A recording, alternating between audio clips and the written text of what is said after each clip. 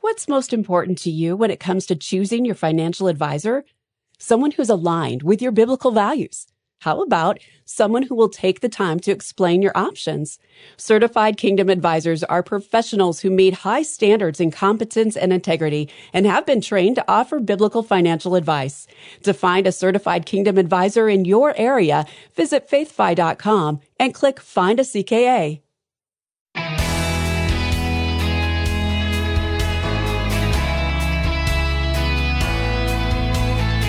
Stock markets have seen record highs in the past couple of months. Is it a good time to take profits? Hi, I'm Rob West. Well, it certainly can be a good time to take profits if you've seen your investments go through the roof recently. And today I want to tell you about a way to realize those gains for God's kingdom. Then it's on to your calls at 800-525-7000. That's 800-525-7000. This is Faith and Finance, biblical wisdom for your financial decisions. Okay, with the recent historic highs in the markets, it's a great time to think about giving appreciated stocks to your church or other ministries you're passionate about. Donating stock instead of cash to qualifying organizations can greatly benefit both the donor and recipient. Of course, not all ministries are prepared to accept stock gifts, but there's an easy solution for that problem, and I'll tell you about that in just a little bit.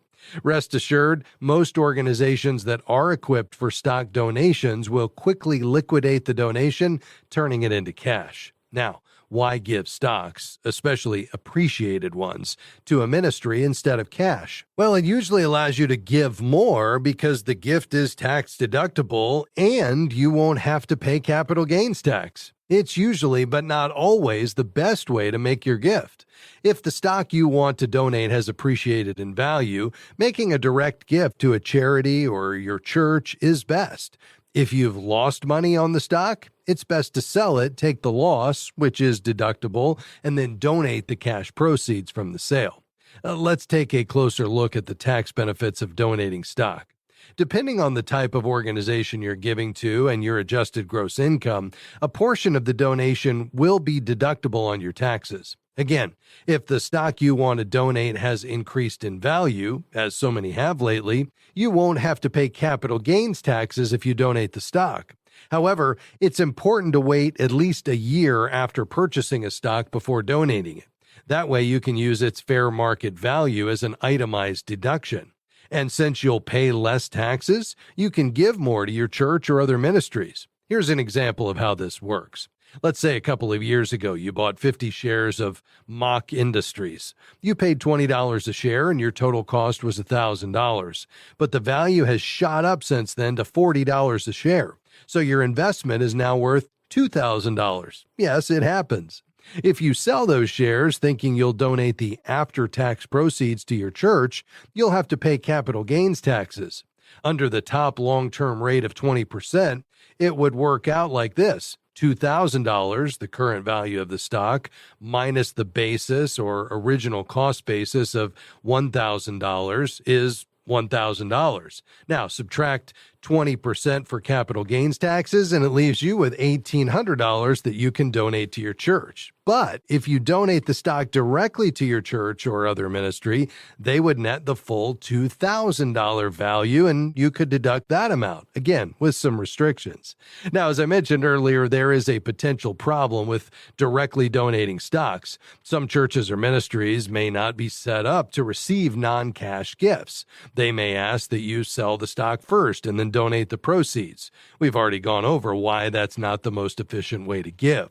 You can solve this problem by bringing in a third party, such as the National Christian Foundation, to handle your donations. And there are many advantages to this. The first is that it gives you even more flexibility for avoiding taxes.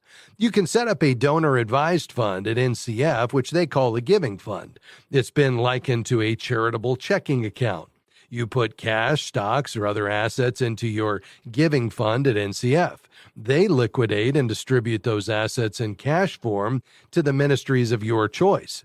In the case of donated stocks, NCF will sell them and do all the paperwork. Now, You've probably been thinking all along, hey, this is great, but I can't donate enough in stocks in any given year to get past the standard deduction. And for 2024, the standard deduction is $14,600 for single taxpayers and $29,200 for married taxpayers filing jointly. Those are big hurdles. But with a giving fund at the National Christian Foundation, you can bundle your deductions and add up to more than the standard deduction in a given year. Now, various rules limit the deductions you can take for a stock donation, so be sure to check with your tax professional. All right, your calls are next. The number, 800-525-7000. That's 800-525-7000. And if you prefer not to call, keep in mind, you can always send us an email at askrob@faithfi.com. We'll be right back on Faith and Finance. Don't go anywhere.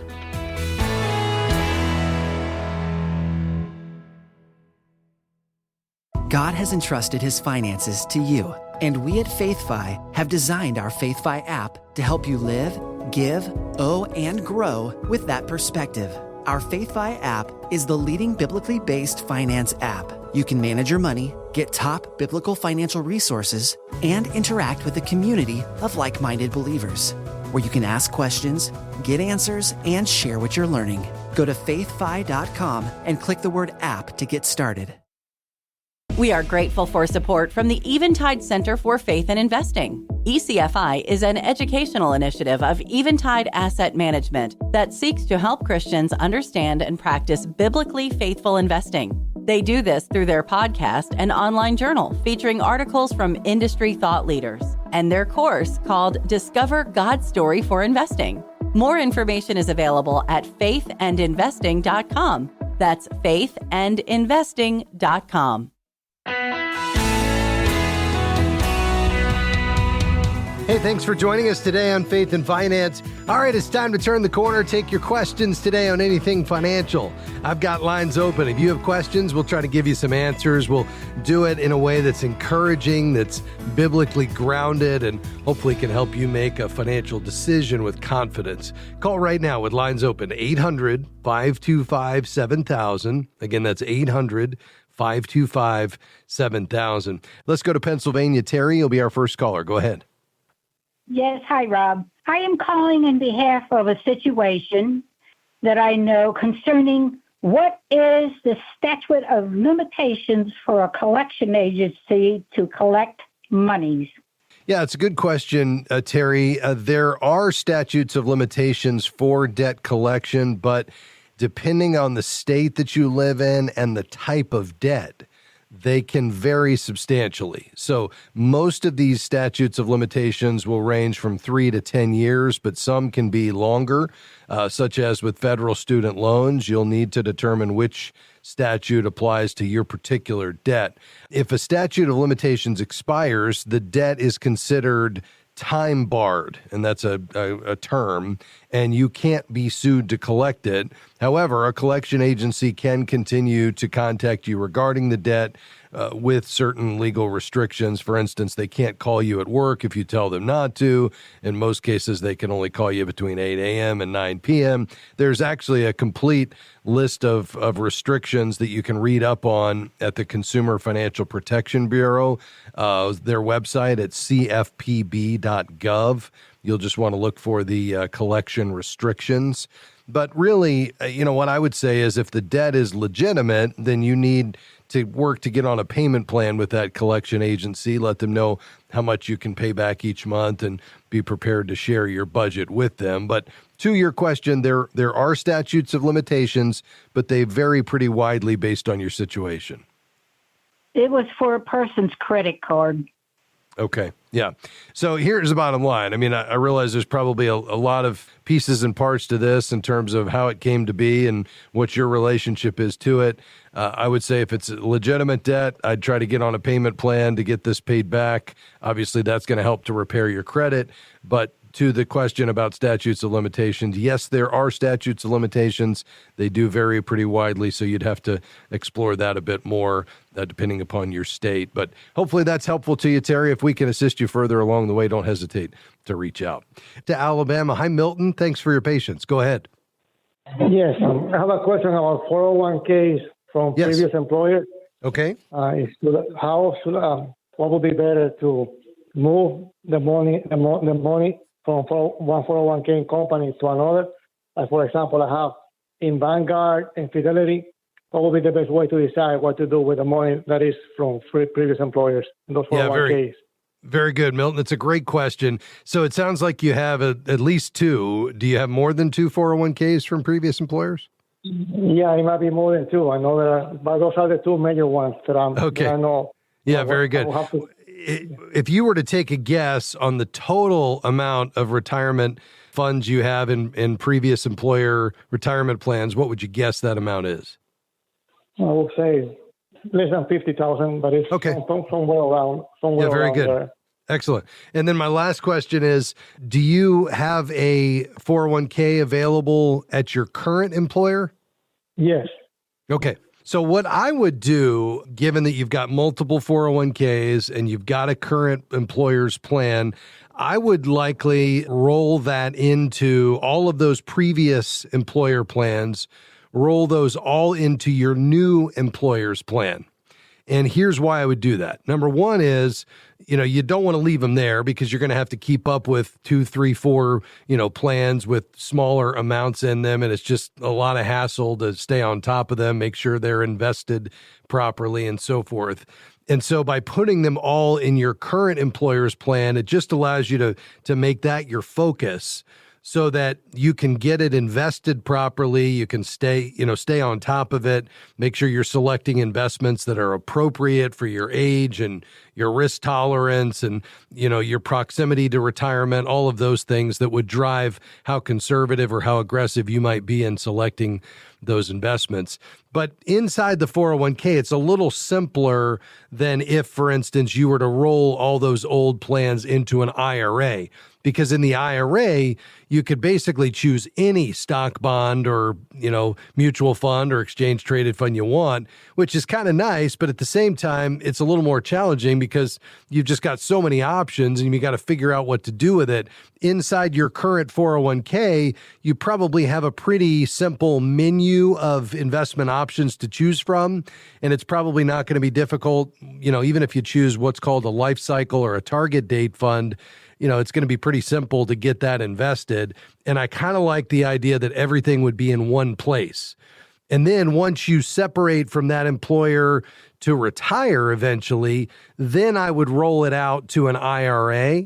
And at that point, you're going to have enough money that you could hire an advisor to manage that for you. But I don't think that's necessary inside the 401k. So if you want to go this direction, your next step, Milton, is to call your HR department, or if you have the phone number, call your plan administrator and just confirm that they will allow you to roll old 401ks from previous employers into their plan. Most of them do, not all, but most.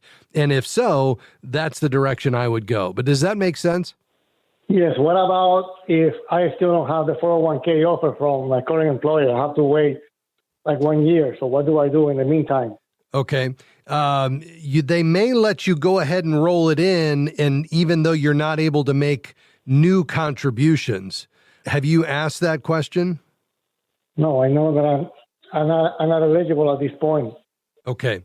To use the All right. 401k. But right now I got those assets just dormant in the other previous employer. Okay, very good. So you've got a couple of options there. One is you could check with the employer and just say, listen, I realize I can't make new contributions, but can I open it for the purpose of rolling this in? If not, then you'd either have to leave them where they are and get them invested, pulling up the investment options that you have and choosing those inside those plans, or you'd have to consolidate them into an IRA. How far away are you from being able to reach that 1 year mark? Pretty much. I'm pretty much starting now, so it's 1 year. Oh, okay. Yeah. So you're still brand new in that. All right. Well, if you can't open the plan and roll these in, then you'd either have to go into those existing plans and choose from the menu of options and get that invested. Or the other option, if you want to put them all in one place, is to roll them all to an IRA and then just choose an investment vehicle You could use a target date fund, or you could, use a service like Sound Mind Investing to help you pick the investment options. But that would allow you to get the money out immediately from the old plans and get them into one IRA. So it's all in one place. And then you'd have two accounts. You'd have the IRA with your old plans. And then when you're eligible, you'd have your new 401k. And I would do that probably at Fidelity or Schwab, one of the discount brokerages.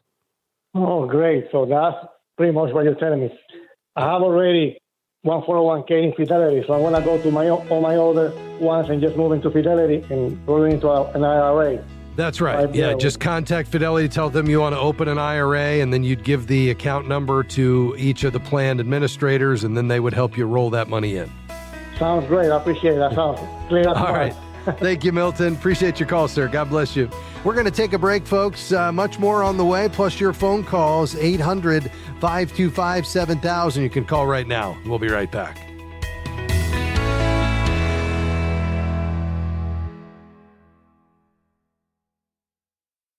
If you enjoy this radio program, you're going to love all of the many different resources waiting for you at faithfi.com and the FaithFi app.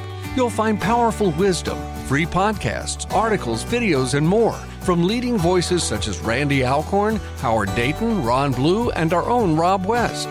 Grow in wisdom and knowledge by connecting with a community of thousands of Christians striving to be good and faithful stewards at faithfi.com or by downloading the FaithFi app. We are grateful for support from Praxis Mutual Funds. Praxis Mutual Funds has 7 impact strategies that are designed to create positive, real-world change. More information is available at praxismutualfunds.com. The fund's investment objectives, risks, charges, and expenses are contained in the prospectus and summary prospectus. This and other information is available at praxismutualfunds.com. Investments involve risk. Principal loss is possible. Foreside Fund Services, LLC.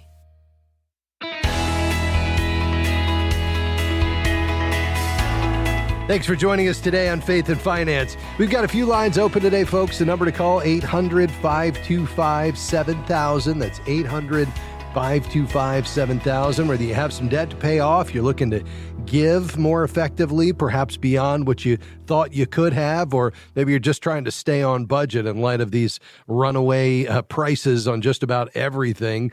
Give us a call, 800-525-7000. Let's head back to the phones. We're going to head out to Ohio and welcome Tony to the broadcast. Go ahead, sir. Thanks for taking my call. Sure. I just have a couple of questions. So I've got a couple of investments with my investment manager. Everything comes out to about $750 grand. I'm being charged 1%, which I'm assuming is a standard fee. But then I was speaking with another company, and they mentioned that most of my investments were primarily focused on 6 ETFs. And based on that, there's not a lot of management involved, and I shouldn't be charged 1%. More like 0.8%-ish is what they charge. So I was just calling to get a second opinion on that, because what they said kind of made sense. It was like, It looks like I just got lumped into some standard ETFs, so there's not a whole lot going on there. So I just wanted to get a second opinion about that. Yeah. It's a great question, Tony, and I think you have a fair point here. First of all, yes, 1% would be normal and customary. I would say it might even be slightly, if it's going to skew one direction or the other, it's probably on the lower end for $750,000. So I would say for a money manager, an investment advisor who's managing this portfolio, I'll say actively. Now, that's not meaning that they're trading it, every day or even every month, but there's active oversight and management of this, then that would be very appropriate. I think the case to be made is what your friend pointed out, and that is if it's really, truly, in practice, a passive strategy where they've just picked some broad ETFs that represent the broad market, and obviously they're bringing their skill set to bear to determine kind of which indexes you're in, which ETFs, but it's just kind of a set it and forget it, and you're just kind of capturing the broad moves of the market. You're right. That would warrant, in most cases, a lower fee just because there really isn't active management going on. So now I think the next step is to raise the question and just say, hey, let's talk about this. Is this really in effect a passive strategy? And if so, is 1% on $750,000, $7,500 a year appropriate? I don't think it is. Now, what they may come back in and say is, wait a minute, yes, we're using ETFs, but we have an active strategy that, allows us to move in and out of certain sectors, and we're dialing up, international, we're dialing down bonds when the interest rates were rising. And, so even though we're using low-cost ETFs, there's an active approach here, and I could get on board with that because ETFs are a very effective way to manage money, even on an active basis. The question is that what's happening here, or did they just kind of buy the broad market and park it? And then I think if that's the case, and the history on the account will tell you that pretty clearly, then I think you do have a case to be made here that you might be overpaying. Does that all make sense? Yes, it does. And thank you for that. So I'll definitely follow up on that. The second quick question I have is, so on my current mortgage, I owe about $50,000. The house itself is worth maybe $380,000. I have the ability to pay it off this year, and I'm trying to figure out, should I pay it off? Because I have it at a 2.75% rate is what I have. Yeah. So I'm trying to see, do I pay it off? It's a phenomenal rate, and I think there might have been a spike in envy out there from some folks hearing you describe that rate now if they've secured a mortgage anytime soon, being at 7. But here's the way I always approach that. Number one is, where would the funds come from, and would paying it off kind of deplete sufficient reserves for you to have some flexibility in your financial life? That's my first question. I have fairly liquid cash right now, so I could conceivably say that by the end of the year, yes, I could pay it off if I wanted to. But would you still have, let's say, 6 months worth of emergency reserves?